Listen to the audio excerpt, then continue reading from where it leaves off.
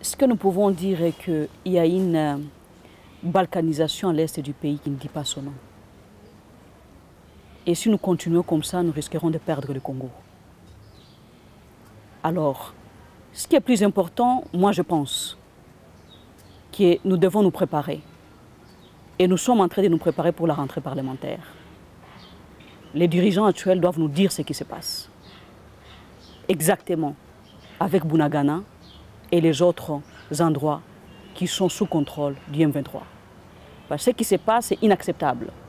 Et le Congo n'est pas un bien privé de certains individus qui les dirigent.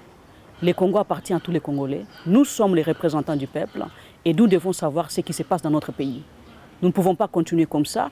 Nous devons savoir les accords dans lesquels les dirigeants engagent le pays. Ce n'est pas un secret et ça ne doit pas rester un secret. Tous ces accords doivent être rendus publics avec la sous-région, doivent être rendus publics avec toutes les institutions avec lesquelles les régimes actuels ou le pouvoir en place s'engagent ou engagent le Congo. Le Congo a des institutions. Le Congo n'a pas que celle, l'institution présidente de la République. Le Congo a un parlement.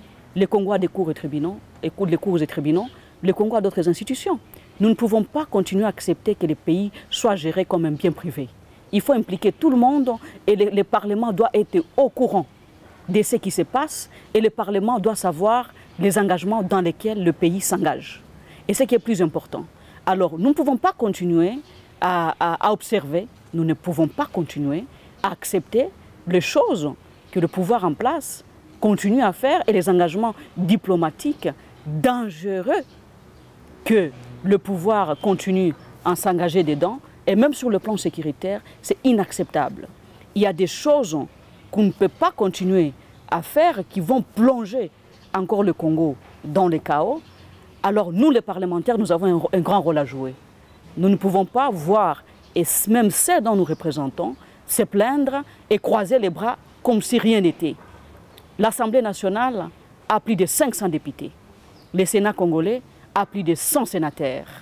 Et les représentants de nos concitoyens doivent s'élever et demander et exiger à ce que le pouvoir en place puisse nous dire, les gouvernements puissent nous dire exactement qu'est-ce qui se passe avec Bunagana, qu'est-ce qui se passe avec les autres endroits qui sont sous contrôle du M23 et on ne nous dit rien, on n'informe rien à la République, c'est dangereux et ça devient inquiétant.